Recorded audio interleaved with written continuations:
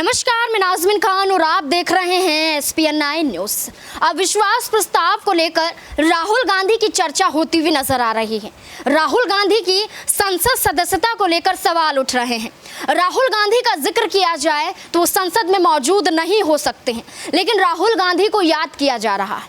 राहुल गांधी का मामला आपको बता दें कि जब 2018 में ऐसे ही अविश्वास प्रस्ताव पारित किया गया था, तो यहाँ पर अविश्वास प्रस्ताव मोदी सरकार के खिलाफ ही पारित किया गया था। उस वक्त यहाँ पर राहुल गांधी प्रधानमंत्री नरेंद्र मोदी से भरी संसद में गले मिलते हुए नजर आए थे। गले मिलने के साथ साथ यहाँ पर आंख मारते हुए भी दिखाई दिए थे। ये सारी हरकतें राहुल गांधी की कैप्चर हो चुकी थी। संसद में किस तरीके से राहुल गांधी ये सारा मजाकिया अंदाज करते हुए दिखाई दे रहे थे, ये सारी चीजें हुई हैं। लेकिन इसी मुद्दे को उठाते हुए अब ये कहा जा रहा है कि क्या राहुल गांधी की संसद सदस्यता वापस होकर रहेगी। सुप्रीम कोर्ट में जो यहाँ पर राहुल गांधी को थोड़ी राहत दी गई है और जो पुणेश मोदी ने सूरत कोर्ट में याचिका दाखिल की थी, उसी याचिका को लेकर यहाँ पर जो सवाल खड़ा किया गया है, सुप्रीम कोर्ट के जस्टिस DY चंद्रचूड़ ने साफ तौर पर कहा है कि पुणेश मोदी को कोर्ट में दाखिल होना पड़ेगा। उनको नोटिस जारी किया गया है, उनको सफाई देनी होगी कि आपने मानहानि का केस सूरत में कैसे दर्ज किया। तो वैसे में क्या देखा जाए, जो सुप्रीम कोर्ट में सुनवाई होगी वहां पर क्या पक्का मान लिया जाए कि राहुल गांधी की संसद सदस्यता वापस हो सकती है। राहुल गांधी यहाँ पर संसद वापस जा सकते हैं। इसलिए यहाँ पर राहुल गांधी के इस मुद्दे को लेकर फिर से उनकी चर्चा होती हुई नजर आ रही है। पहले आप वो पुराना वीडियो देखिए जिसमें अविश्वास प्रस्ताव के दौरान राहुल गांधी कैसे प्रधानमंत्री नरेंद्र मोदी से गले मिलते हुए नजर आ रहे थे। आपके अंदर मेरे लिए नफरत है, आपके अंदर मेरे लिए गुस्सा है, आपके लिए मैं पप्पू हूँ, आपके लिए मैं अलग अलग गाली दे सकते हो, मगर मेरे अंदर आपके खिलाफ इतना सा भी गुस्सा, इतना सा भी क्रोध, इतनी सी भी नफरत नहीं है। मैं कांग्रेस हूँ और ये सब कांग्रेस हैं, और कांग्रेस ने और इस भावना ने इस देश को बनाया है। इस बात को आप कभी मत भूलिए। और ये भावना आप सबके अंदर है और इस भावना को मैं आप सबके अंदर से निकालूंगा। एक एक करके मैं आपके अंदर जो प्यार है उसको निकालूंगा और आप सबको कांग्रेस में बदलूंगा। धन्यवाद, नमस्कार।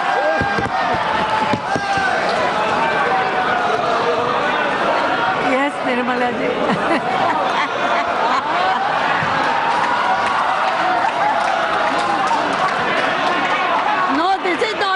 This is not necessary. No. Nirmala जी।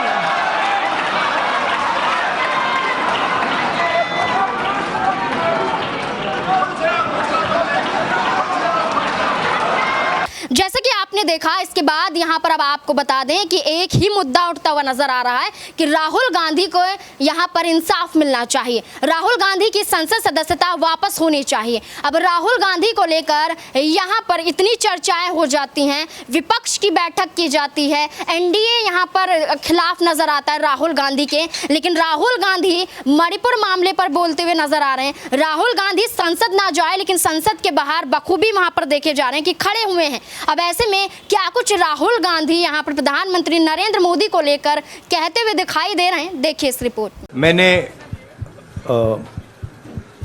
आप सब से काफ़ी बार बोला है कि हिंदुस्तान में लोकतंत्र पर आक्रमण हो रहा है और इसका हमको हर रोज़ नए नए उदाहरण मिल रहे हैं। सवाल मैंने एक ही पूछा था,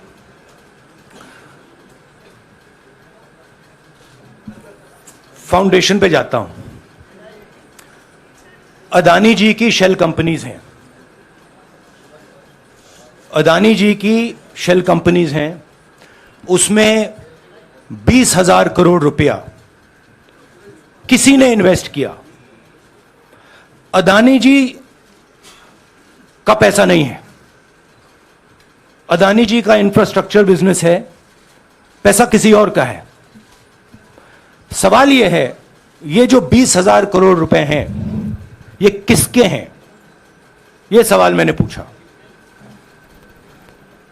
मैंने पार्लियामेंट हाउस में प्रूफ देके, जो मीडिया रिपोर्ट से मैंने निकाला, अदानी जी और नरेंद्र मोदी जी के रिश्ते के बारे में डिटेल में बोला। रिश्ता नया नहीं है, रिश्ता पुराना है। जब नरेंद्र मोदी जी गुजरात के सीएम बने थे तब से रिश्ता है, और उसके बहुत सारे पब्लिक प्रूफ्स हैं। हवाई जहाज में मैंने फोटो दिखाई, नरेंद्र मोदी जी बड़े कंफर्ट में बैठे हुए थे अपने दोस्त, अपने मित्र के साथ। पार्लियामेंट में मैंने दिखाई, यह सवाल मैंने पूछा। फिर मेरी स्पीच को एक्सपंज किया गया। मैंने स्पीकर को डिटेल चिट्ठी लिखी, पॉइंट बाय पॉइंट, कि मैंने कहा कि एयरपोर्ट्स अदानी जी को रूल बदल के दिए गए हैं। ये लीजिए रूल की कॉपी जिसको बदला गया है। चिट्ठी लिखी, कोई फर्क नहीं पड़ा। फिर मेरे बारे में मंत्रियों ने पार्लियामेंट में झूठ बोला कि मैंने विदेशी ताकतों से मदद मांगी। मैंने ऐसी कोई बात नहीं की है। मैंने कहा स्पीकर से, मैंने जाके कहा स्पीकर सर, पार्लियामेंट का नियम है कि अगर किसी मेंबर पर कोई एक्यूजेशन लगाता है तो उस मेंबर को जवाब देने का हक होता है। मैंने एक चिट्ठी लिखी, उस चिट्ठी का जवाब नहीं आया। दूसरी चिट्ठी लिखी, उस चिट्ठी का जवाब नहीं आया। फिर मैं स्पीकर के चेंबर में गया। मैंने स्पीकर सर से कहा, स्पीकर सर, यह कानून है, यह रूल है, इन्होंने झूठा आरोप लगाया है, मुझे आप बोलने क्यों नहीं दे रहे हैं? स्पीकर सर मुस्कुराते हैं, कहते मैं नहीं कर सकता। और फिर उसके बाद आपने सबने देखा क्या हुआ। सवाल पूछना मैं बंद नहीं करूंगा। नरेंद्र मोदी जी का अदानी के साथ क्या रिश्ता है और 20,000 करोड़ रुपए किसके हैं, मैं पूछता जाऊंगा। मुझे कोई डर नहीं लगता इन लोगों से। और अगर ये सोचें कि मुझे डिस्क्वालीफाई करके, धमका के, जेल में डाल के मुझे बंद कर सकते, नहीं, मेरी वो हिस्ट्री नहीं है। मैं हिंदुस्तान के लोकतंत्र के लिए लड़ रहा हूं और मैं हिंदुस्तान के लोकतंत्र के लिए लड़ता रहूंगा। किसी चीज से नहीं डरता हूं, यह सच्चाई है। जैसे कि आपने देखा, आप सीधे तौर पर राहुल गांधी की संसद सदस्यता को लेकर जो सवाल बन रहा था वो कहीं ना कहीं अब अगस्त में साफ होता हुआ नजर आएगा। अगर ऐसा होता है तो यहाँ पर राहुल गांधी भी संसद में प्रधानमंत्री नरेंद्र मोदी को चुनौती देते हुए नजर आएंगे। अब इस मुद्दे को लेकर आपकी क्या राय है, कमेंट बॉक्स में जरूर बताएं। धन्यवाद।